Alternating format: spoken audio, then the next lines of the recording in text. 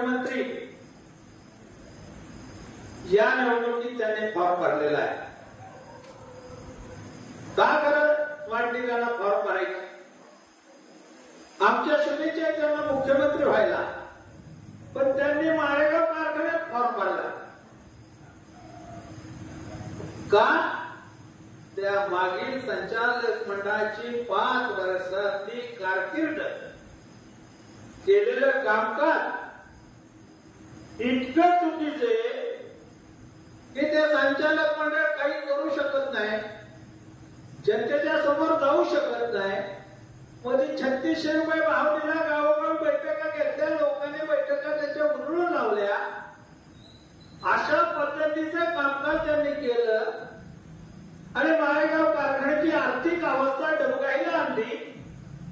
ज्या माळेगाव कारखान्यानं महाराष्ट्रातला सर्वाधिक भाव अन्नाच्या मार्गाच्या खाली 18-19ला 3401 रुपये दिला, त्यावेळेला महाराष्ट्रामध्ये नेवाशापासून कोल्हापूरपर्यंत 11-19-79 रिकव्हरीला 3400 रुपये देणारा महाराष्ट्रातला एकमेव कारखाना म्हणून नावलौकिक झाला. त्या कारखान्याची उंची इतक्या मोठ्या जागेवर नेऊन ठेवली होती अन्नाच्या मार्गदर्शनाखाली. त्या कारखान्याला आजची अवस्था इतकी चुकीची करून ठेवलेली आर्थिक अवस्था. मित्रांनो, काय सांगायचं तुम्हाला? कधी नव्हता तेवढं चुकीचं कामकाज या संचालक मंडळ करून पाहते. माळेगाव कारखान्याची डिस्करी झालेली आजच्या वेळेला 42 वर्ष झाली. 40-42 वर्ष. गेल्या 40 वर्षात कधीही डिस्करीवर आम्ही प्री सीझनल लोन कर्ज काढलं नव्हतं. खूप हंगाम कर्ज या बांधर संचालक मंडळाने कर्ज काढावं, किती काढावं यांनी त्या डिस्टरीची किंमत 31, 32, 33 कोटीच्या पुढं नाही. त्या 33 कोटीच्या डिस्टरीवर 100 कोटीचं कर्ज काढलंय. कशाला म्हणतात 100 कोटी?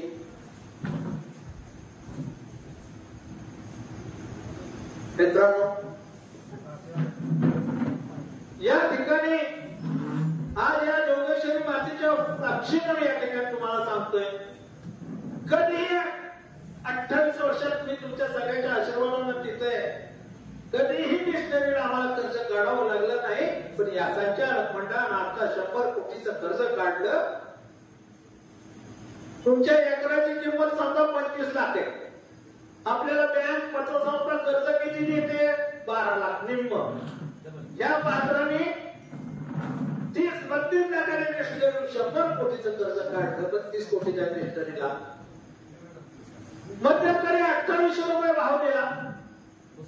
आपलं 1.5-2 लाख गळत कमी झालं आणि नंतरचे 300 रुपये दिले. त्याला सुद्धा पीडीसी बँकेचं कर्ज काढून पैसे दिले.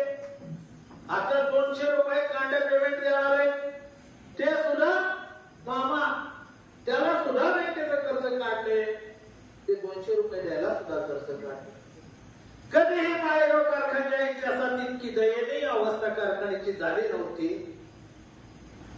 सगळी विस्कळलेली आहे. कुणाचं कुणाकडे लक्ष नाही. वरच्या अधिकाऱ्याचा खालचा माणूस ऐकणार, त्याच्या खालचा त्याचा शिपाई ऐकणार.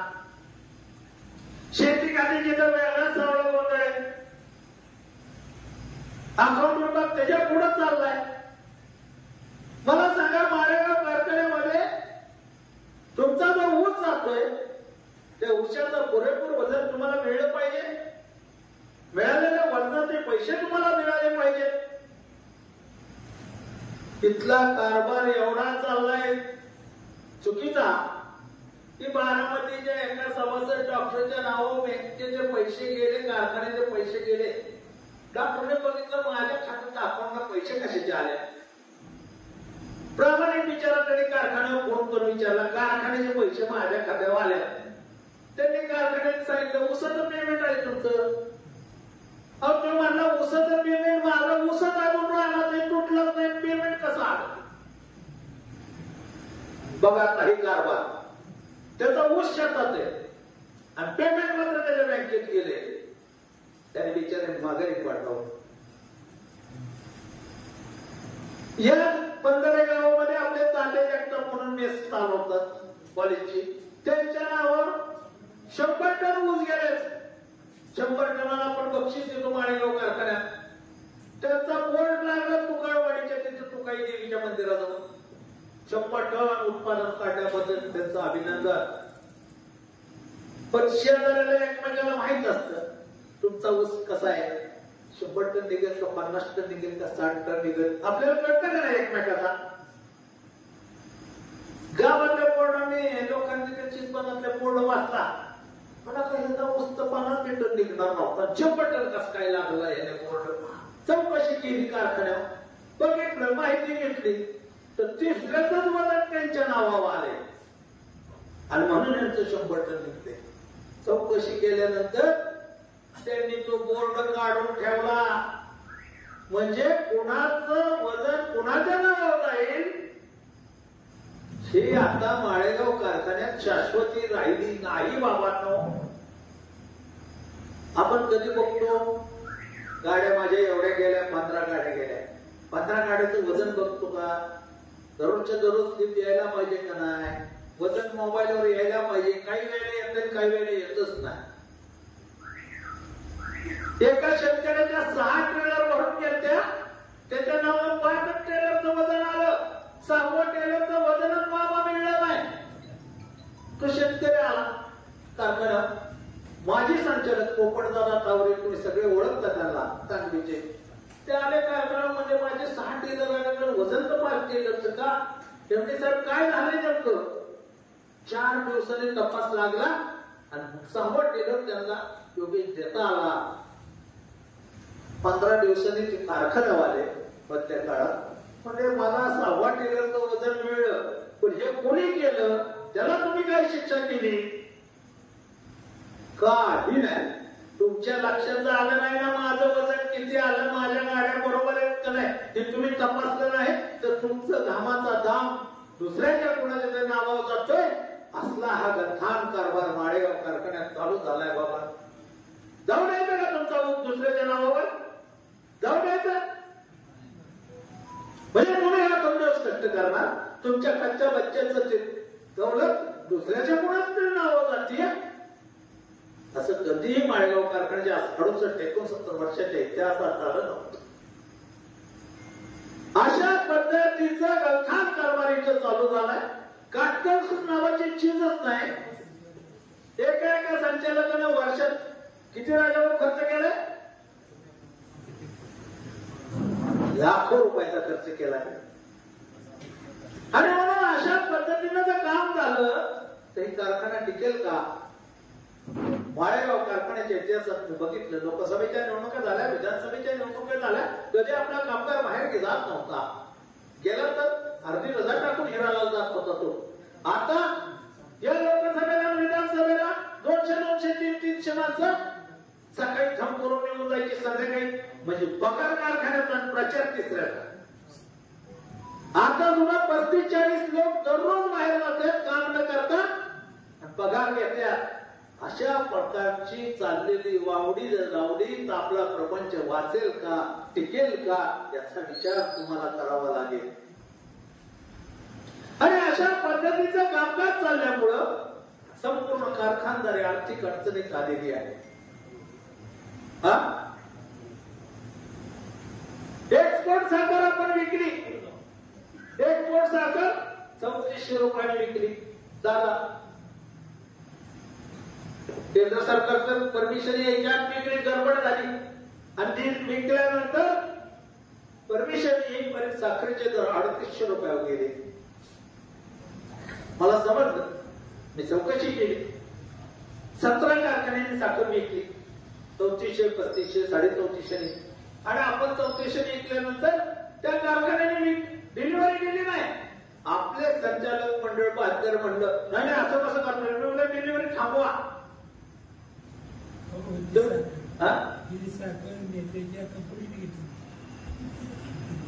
आता ती साखर कोणी घेतली,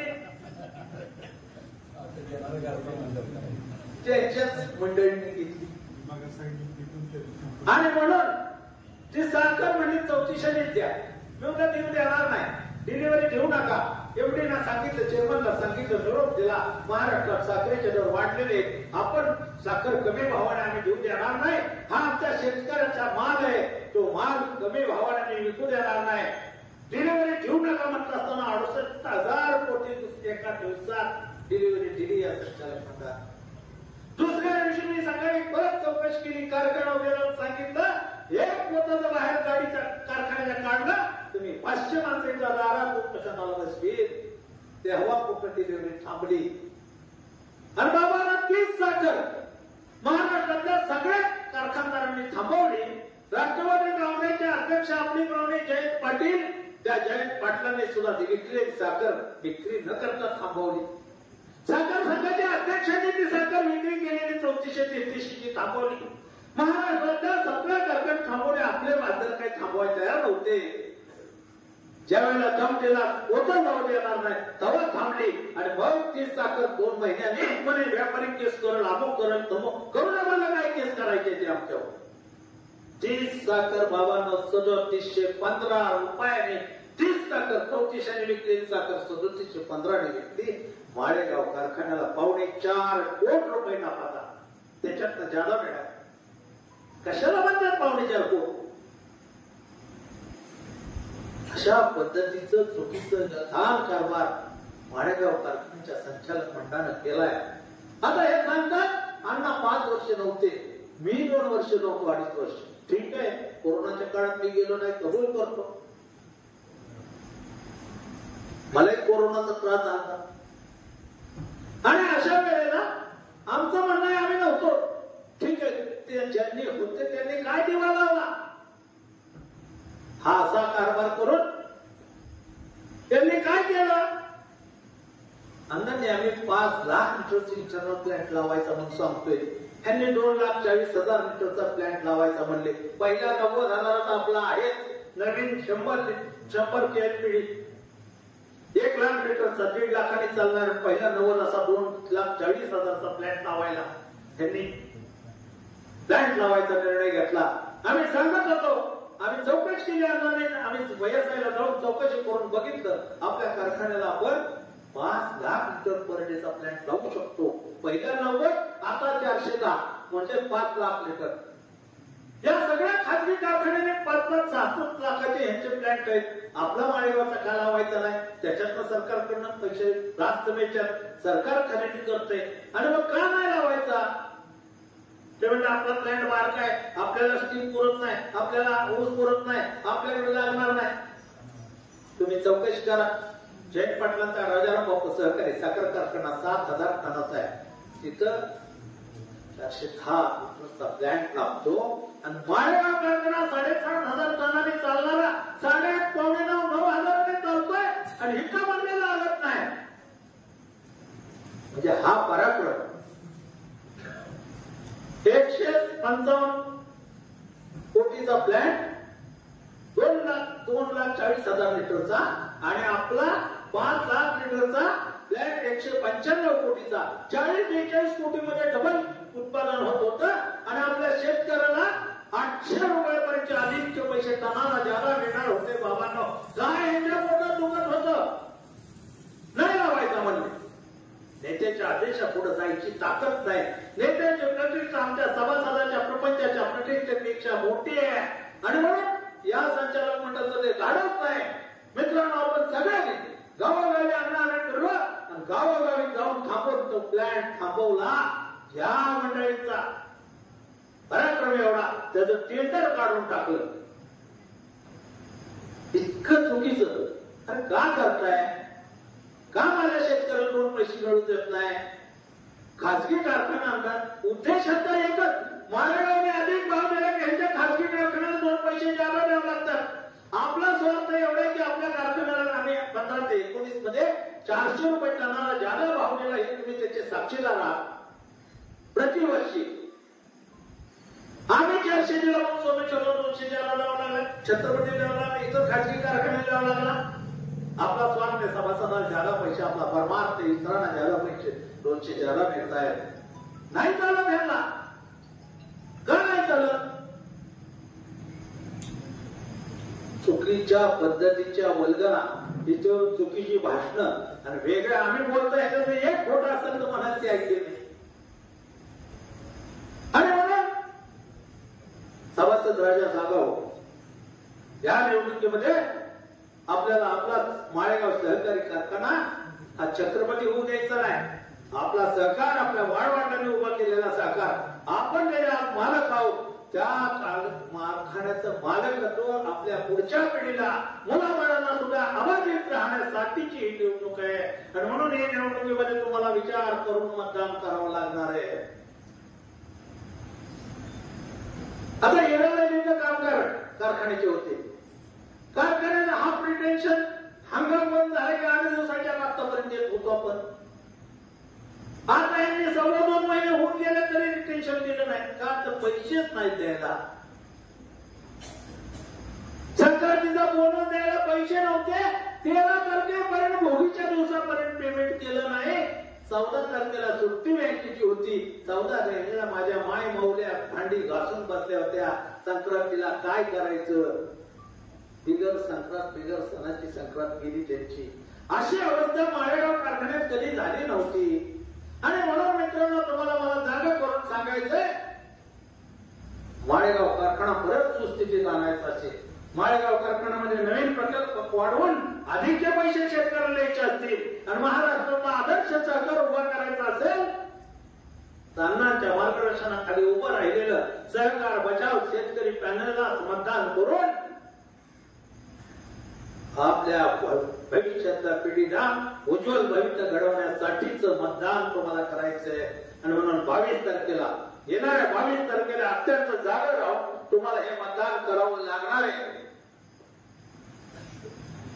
आत्ताच आपलं चुकलं, भविष्यातली पिढी तुम्हाला मला माफ करणार नाही. मला सांगा, ही 11 गावं कशासाठी जोडायची होती? जी सोमेश्वरला 60-65 वर्षापासून आहे, ती गावं आपल्याकडे जोडण्यामागे नेते म्हणले माझा स्वार्थ आहे. का स्वार्थ आहे? तर माळेगावला दुसरं पॅनल कधी उभं राहता कामा नये. अण्णा काका उभा राहिले तर शेतकरी त्यांना निवडून देतात. निवडून दिले की भाव ज्याला देतात. भाव ज्याला दिले की ह्यांच्या घरच्या प्रपंचात पैसे ज्याला द्यावं लागतात. म्हणून ह्यांच्या खिशाला कात्री लागते. म्हणून तिथं ही 11 गावं जोडायचं प्रयोजन केलं होतं. पण तुम्ही 72 सभासदांना ते थांबवलं आणि म्हणून आपला कारखाना वाचला. तो वाचलेला कारखाना पुन्हा ताब्यात त्यांच्यात गेला. ही 11 गावं सोडतील, दुसरी 21 गावं जोडायचा प्रयत्न करतील आणि माळेगावच्या इतिहासात पुन्हा कधीच तुम्हाला मतदानाची संधी मिळणार नाही. हीच शेवटची निवडणूक तुमची राहील याची जाण आणि भान ठेवा. राष्ट्रवादी काँग्रेसचं काम करणाऱ्या माझ्या इथल्या सहकारी मित्राला सांगायचे, त्या भावाला सांगायचे, त्याच्या माऊलीला घरात ऐका, घराच्या माऊलीला मला सांगायचंय, तुझ्या मालकाला सांग झेंडा राष्ट्रवादीचा घे, प्रचार त्यांचा करा, पण मतदानाच्या दिवशी मतदान मात्र अण्णांच्या मार्गदर्शनाखाली सहकार बचाव शेतकरी पॅनलला करा. तर माझ्या कच्च्या मच्छाचा पुढचा प्रपंच नीट चालेल. त्या माऊलीनं घरातल्या सांगावं लागेल त्या कारभाऱ्याला राष्ट्रवादीचा झेंडा घेणाऱ्या मलाही त्याला विनंती करायची, बाबा पक्ष बाजूला ठेव. ही निवडणूक आपल्या प्रपंचाची निवडणूक आहे आणि आपला प्रपंच बाधित राहिला तर आपल्याला बाजारात किंमत आहे. खिशात पैसा नसल्यावर कोणी आपल्याला विचारत नाही. हा इतिहास आहे. विचारलं का आपल्याला कोण? 4 कोणाचं चालत असं चांगलं, पण बाकीच्याला काय? तुम्ही आम्ही कष्ट केल्याशिवाय तुमच्या माझ्या मुलाबाळाचा प्रपंच चालत नाही. हे वास्तव आहे. या संचालक मंडळाचा पराक्रम, अनेक पराक्रम आहेत. अण्णा आपल्याला ते पराक्रम सांगतील. मी अधिकचा तुमचा वेळ घेणार नाही. आणि अशा पद्धतीनं चाललेलं कामकाज तुमच्या माझ्या आयुष्यात हे लक्ष्मीचं मंदिर उद्ध्वस्त करण्याचं काम हे संचालक मंडळ करू पाहतंय. ते करू द्यायचा का याचा निर्णय उद्याच्या निवडणुकीत तुम्हाला करायचा आहे आणि महाराष्ट्राला दाखवून द्यायचा आहे. माळेगावचा सभासद शून्य सभासद आहे. त्याला खरं म्हणजे काय ते कळतं, खराच्या मागे जायचं कळतं, कुठल्याही दबावाला न बळी पडता आज जाऊन योग्य पद्धतीनं मतदान करायचं कळतं. पण मला सांगायचंय तुम्हाला, माळेगाव कारखान्यात 2 वेळा तुम्ही त्याच घडवला, त्या वेळेला तुम्हाला अधिकचे पैसे देण्याचं काम केलं. पूर्वी तर एकदा इतिहास अन्नाच्या काळात असा झाला, 92 साली अन्नाने महाराष्ट्रात 250 पावणे 300 रुपयाचा दर होता. अन्नाने 600 रुपये उसाला भाव दिला माळेगावच्या.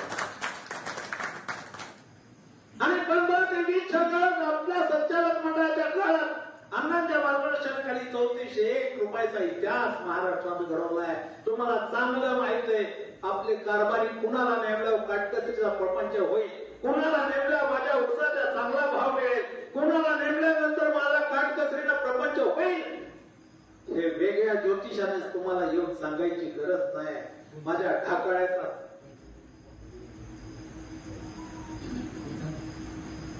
आणि म्हणून कारखान्याचं एक्सपेन्शन आपण केलं 15 ते 20च्या काळात. हे बांधर एक्सपेन्शनच करू नका म्हणत होते, आणि एक्सपेन्शन झाले. आता सांगतात 15 लाख टन गाळप केलं. शेतकऱ्यांना ऊस वेड्यात गेला. तालुक्याच्या आमदारांना मुळी टाकताना सांगितलं, अहो तुमचे 26 लोक कोर्टात गेले एक्सपेन्शन करताना, एक्सपेन्शनच करू नका.